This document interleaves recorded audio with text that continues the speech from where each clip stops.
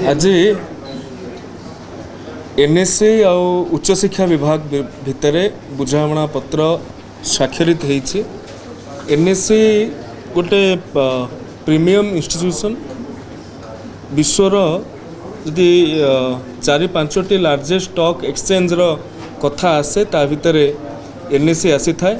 एवं एनएससी द्वारा अनेक जो स्टॉक ब्रोकर बा पॉलिसी ब्रोकर ये गोटे आज दिन में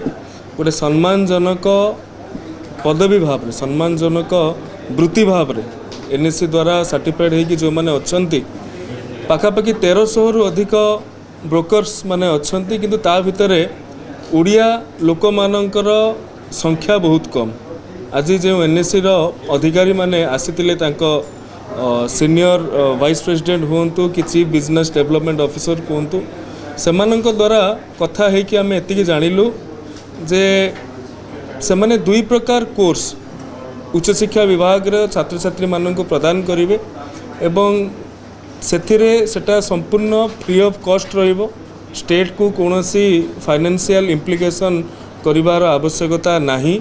एवं सेमाने तांकर सीएसआर इनिशिएटिव रे ए कथा को करिवे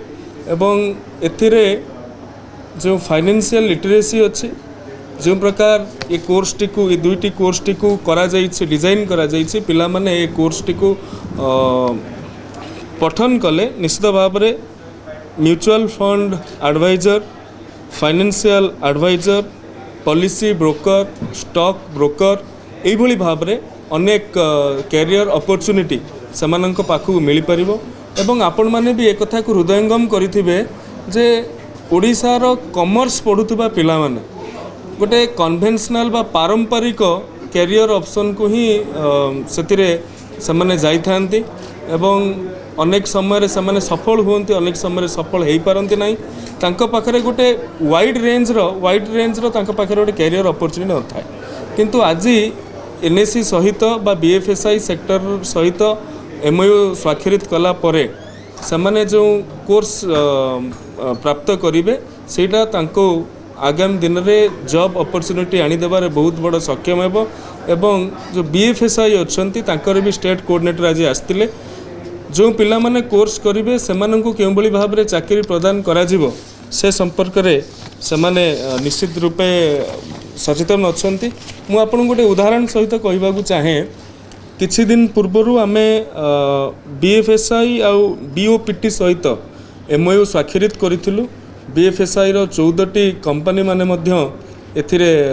जोग देइथिले सेथुरु बजाज फिनसर्व एका कहितिला जे 5000 पिला माननकु से चाकरी देबो बोली। आजिर दिन रे 11/4/2025 रो हम पाखरे उपलब्ध डाटा अनुसार 394 जन पिला 58टी कॉलेज रु 14टी कंपनी भितर मु गोटे कंपनी कहूँ 58टी कॉलेज रु 394 पिला एथरे पार्टिसिपेट करथिले एवं 238 जन पिला ऑलरेडी सेमाने ऑफर लेटर पाई सारिछंती। तेणु करी ये